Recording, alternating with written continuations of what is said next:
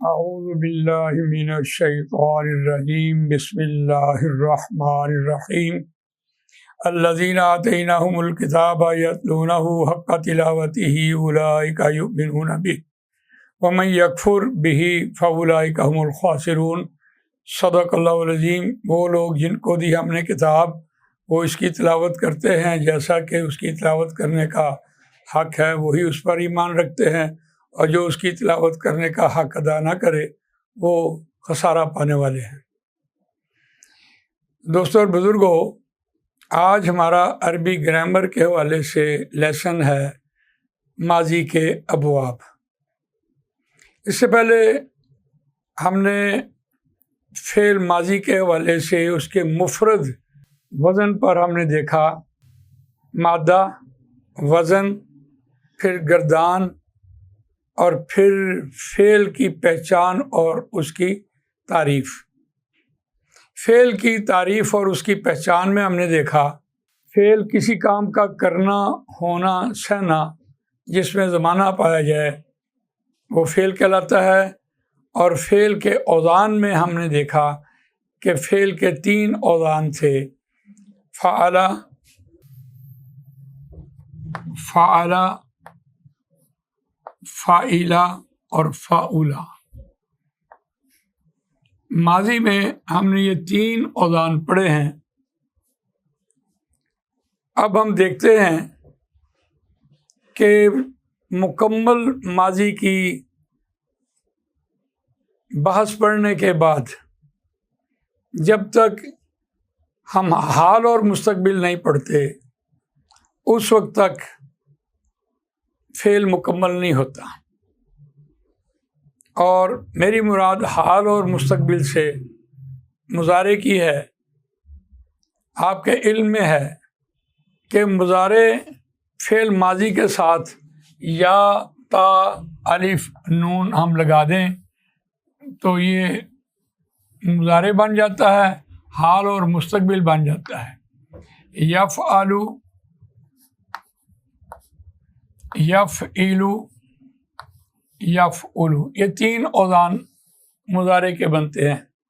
لیکن جب ہم یہ کہتے ہیں مضارع بنانے کے لیے ہمارے پاس یا، تا، الف، نون، ماضی کے شروع میں آپ یتان لگا دیں تو یہ حال اور مستقبل کا ترجمہ دیتا ہے۔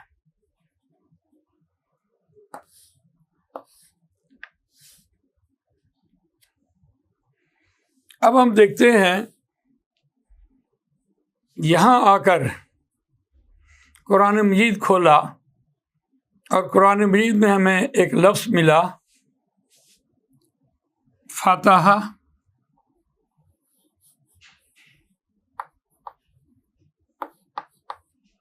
تو اس کا مضارع قرآن نے بنایا یفتح۔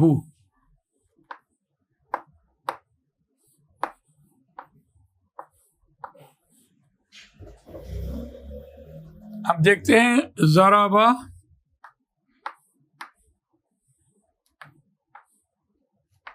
قرآن مجید نے اس کا مضارع بنایا یضرب۔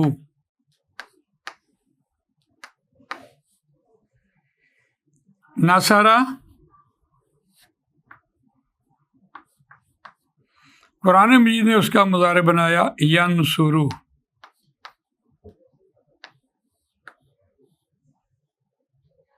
تو گویا ہم نے یہ دیکھا ماضی میں فعل کے وزن پر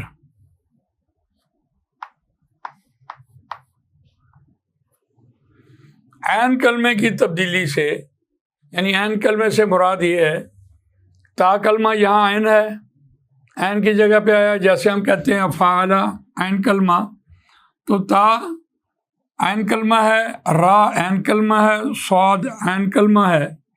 جب ہم اس کا مضارع دیکھتے ہیں جو قرآن مجید نے ہمیں بتایا فتح یفتح، ضرب یضرب، نصر ینصر، تو یہاں دیکھیے عین کلمے کی تبدیلی آ گئی ہے، یعنی فتح یفتح زبر سے آیا عین کلمہ، یہاں عین کلمہ زیر سے آیا، یہاں عین کلمہ پیش سے آیا۔ تو یہاں آ کر اب یہ مضارع کے اوزان بنے، یعنی ہم اس کو ماضی کے 6 ابواب کہتے ہیں۔ تو اس طرح سے کسی بھی لفظ کا مضارع بنانا ہو تو اب ہمارے لیے یہ ایک سٹینڈرڈ ہے، یہ ایک پیمانہ ہے جس سے ہم کسی لفظ کا ماضی سے مضارع بنا سکتے ہیں۔ دیکھیے، اس کے لیے ہمیں ڈکشنری میں جانا پڑے گا، اور وہاں ڈکشنری میں فا اس کی علامات لکھی ہوں گی، ضاد اس کی علامات لکھی ہوں گی، اور یا نون لکھا ہوگا۔ اس کو ہم یوں بھی کہہ سکتے ہیں زبر، زیر اور پیش، یہ عین کلمے کی علامت ہے، عین کلمے کی علامت ہے۔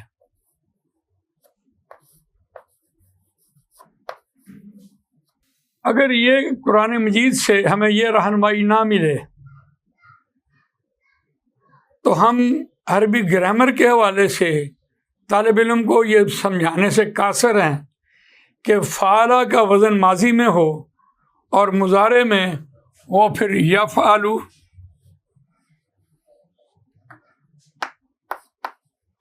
یفعلو اور یفعلو بنتا ہے۔ یہ کسی صورت ہم اس کو نہیں سمجھا سکتے اگر ہم نے قرآن مجید سے یہ رہنمائی نہ لی ہو۔ اس کا مطلب یہ ہوا کہ پہلے قرآن نازل ہوا اور بعد میں عربی کے قاعدے بنے۔ یہی بات ہم نے اسم میں پڑھی تھی، جب ہم نے گراف میں جا کر تثنیہ کا قاعدہ پڑھا تو وہاں آواز بدلی، صالحون سے صالحانی، تو ہم مجبور تھے یہ بات بتانے کے لیے کہ قرآن مجید میں الطلاق مرتانی، طلاق رجعی 2 بار ہے، تو ہم نے یہ کہا کہ پہلے قرآن نازل ہوا، بعد میں عربی کے قاعدے بنے۔ تو یہ بات یہاں بھی صادر ہو رہی ہے۔ اب پہلے تو ہم نے ماضی کے حوالے سے دیکھا کہ ماضی کا جو مادہ ہے، مثال کے طور پر فعلا کا جو مادہ ہے، فا، عین، لام، اور یہ پہلا وزن اور پہلا صیغہ ماضی کے اعتبار سے، ثلاثی مجرد کے اعتبار سے ہم اس کو بطور سٹینڈرڈ کہتے ہیں۔ لیکن جب ہم مضارع حال اور مستقبل کی بحث کو پڑھتے ہیں تو ہمارے سامنے یہ اوزان آتے ہیں۔ یہ اوزان جنہیں ہم کہتے ہیں ماضی کے ابواب، یہاں سے آگے بات چلتی ہے، ان میں اس کی خاصیت بھی شامل ہوتی ہے۔ تو دیکھیے، خاصیت کے بارے میں تو میں ابھی آپ کو بتاتا ہوں، لیکن جب ہم دیکھتے ہیں ایک لفظ قرآن مجید میں سامیہ آیا تو اس کا مضارع قرآن نے یسمعو کہا،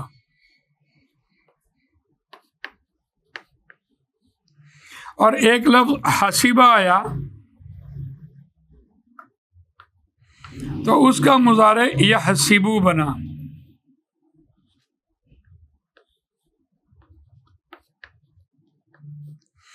اب ان دونوں اوزان کو ہم دیکھتے ہیں تو یہ فاعلہ کے وزن پہ آ رہا ہے،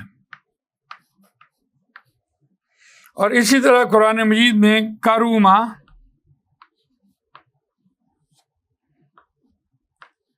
یکرومو،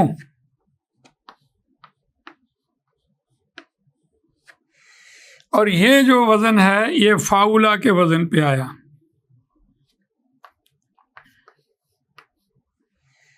اور ان کی علامات بنتی ہیں سین، ہا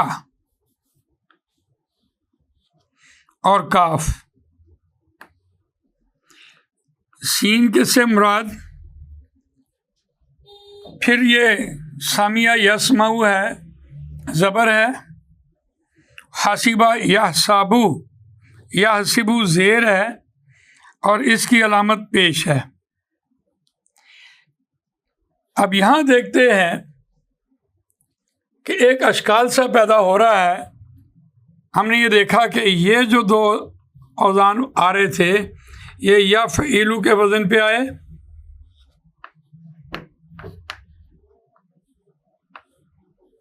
اور یفعلو کے وزن پہ آئے، اور یہ جو اکیلا آ رہا تھا یہ یفعلو کے وزن پہ آیا۔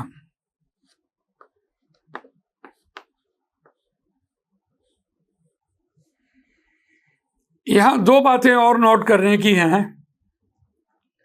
پہلی بات یہ ہے کہ قرآن مجید میں ہم دیکھتے ہیں، عربی گرامر کے قاعدوں میں ہم دیکھتے ہیں تو بہت سے ایسے اوزان جن کی آوازیں سیم ہوتی ہیں ان کو ہم کیسے جدا کرتے ہیں، وہ جب ہم استعمال کرتے ہیں ان کو، یعنی جملے بناتے ہیں تو تب ہم ان کو جدا کرتے ہیں۔ یہاں بھی جیسے ہم نے اسم کی بحث میں پڑھا تھا، آنی عینی عینی دو آوازیں سیم آ رہی تھیں، تینی تینی دو آوازیں سیم آ رہی تھیں، اینا اینا دو آوازیں سیم آ رہی تھیں، آتن آتن دو آوازیں سیم آ رہی تھیں، ان کو ہم نے اسم کے استعمال میں جا کے جدا کیا۔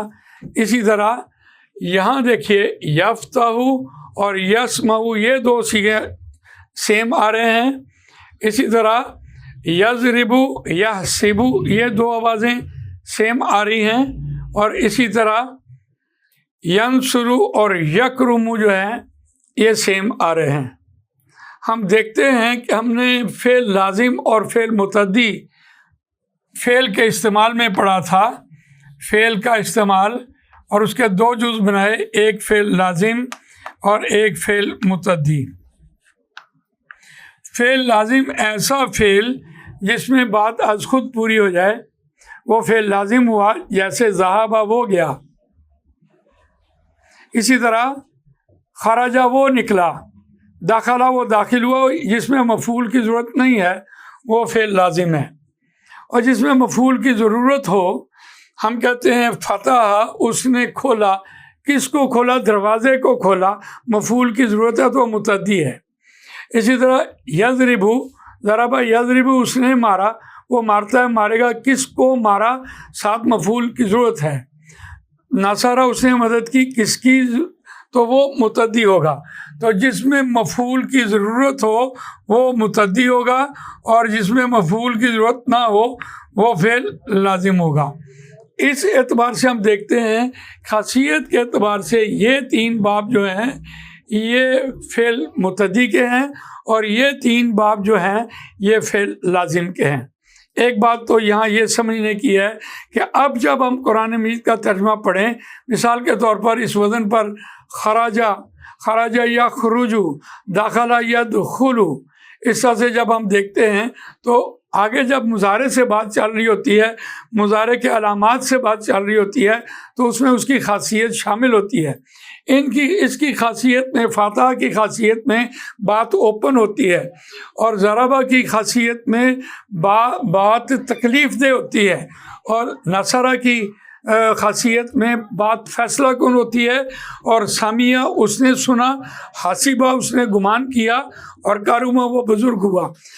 یہ تینوں باب فعل لازم کے آتے ہیں، یعنی اس نے از خود سنا، مفعول کی ضرورت نہیں ہے، اس نے از خود گمان کیا، مفعول کی ضرورت نہیں ہے، وہ خود بزرگ ہوا، وہ مفعول کی ضرورت نہیں ہے۔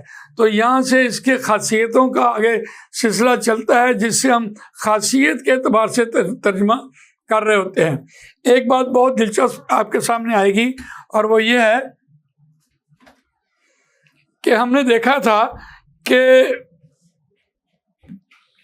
تین کیٹیگریز ہم نے بنائی تھیں، ایک منصرف، ایک غیر منصرف، اور ایک مبنا۔ اگر ان کو اس کے ساتھ کمپیریزن کریں، اسم کی اس ساری بات کو کمپیریزن کریں، تو ہم کہتے ہیں کہ منصرف الفاظ ایسے ہیں جو تینوں حالتوں میں اپنے اعراب کو تبدیل کر لیتے ہیں، ان، ان۔ غیر منصرف ایسے ہیں جو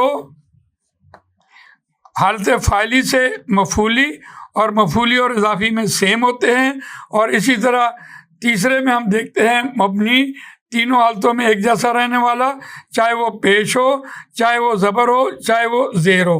ان کو ہم اس پر کمپیئر کرتے ہیں تو اس کا میلان جو ہے یہ منصرف الفاظ سے بن جاتا ہے، اسم کے حوالے سے پھر جانے والے، اور اس کا بن جاتا ہے غیر منصرف کے حوالے سے۔